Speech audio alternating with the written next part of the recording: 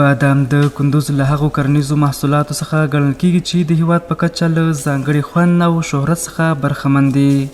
د دغه ولایت د کرنې اوبو لګولو مالداري ریاست د تیرو کلونو پرتله سږکال د بادامو حاصلاتو کې د 80 سلنه زیاتوالی خبره کوي، خو بڼوال په کور دننه او بهر د یاد کرنیزو محصولاتو لپاره د مناسب بازار له نشتون څخه اندېښمن دي.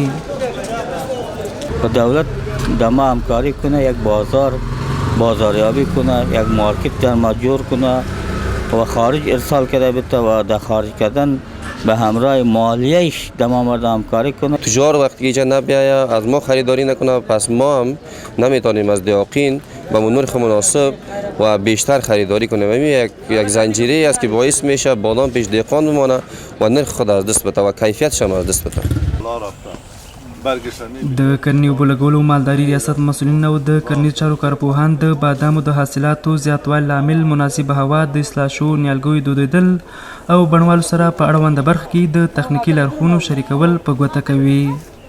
ریاست زراعت همراه با اتاق تجارت و همچنان ریاست صنعت تجارت در تلاش است تا یک راه دهلیز هوایی را برای محصولات بادام ولایت کندوز و خارج از کشور مساعد بسازد. انشالله عنقریب یک بازار خوب مناسب در اختیار باغداران قرار میگیره. در این باغ که شما مشاهده کردین 104 ورایتی بادام است که از این جمله تقریبا ما در دهاقین که سفارش میکنیم 15 ورایتی را سفارش کردیم که باید در این کندوز ولایتی به خاطر که مارکت خوب هم داره و مردم هم خوش میکنه.